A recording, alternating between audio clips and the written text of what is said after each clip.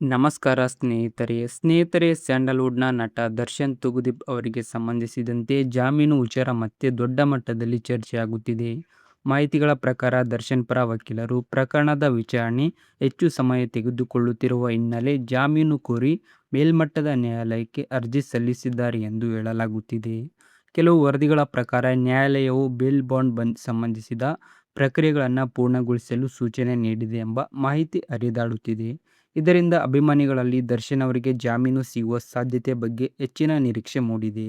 ಸಾಮಾನ್ಯವಾಗಿ ನ್ಯಾಯಾಂಗ ಪ್ರಕ್ರಿಯೆಯಲ್ಲಿ ಕೆಲವು ದಾಖಲೆಗಳು ಮತ್ತು ಬೇಲ್ ಬಾಂಡ್ ಸಲ್ಲಿಕೆ ಕ್ರಮಗಳು ವಿಚಾರಣೆಯ ಭಾಗವಾಗಿರುತ್ತವೆ ಎಂದು ಕಾನೂನು ತಜ್ಞರು ಹೇಳುತ್ತಾರೆ. ಆದರೆ ಅಂತಿಮ ತೀರ್ಮಾನ ನ್ಯಾಯಾಲಯದ ಆದೇಶದ ಮೇಲೆಯೇ ಅವಲಂಬಿತವಾಗಿರುತ್ತದೆ. ಸ್ನೇಹಿತರೆ, ಇದರ ಬಗ್ಗೆ ನಿಮಗೆ ಏನು ಅನ್ನಿಸ್ತದೆ ಅಂತ ಕಮೆಂಟ್ ಮೂಲಕ ತಪ್ಪದೇ ತಿಳಿಸಿ. ಹಾಗೆ ದರ್ಶನ್ ತೂಗುದೀಪ್ ಅವರ ಅಭಿಮಾನಿಗಳೇ ಆಗಿದ್ದರೆ ಈ ವಿಡಿಯೋಗೆ ಲೈಕ್ ಮಾಡಿ, ಹಾಗೆ ನಮ್ಮ ಚಾನೆಲ್ ಸಬ್ಸ್ಕ್ರೈಬ್ ಮಾಡಿ.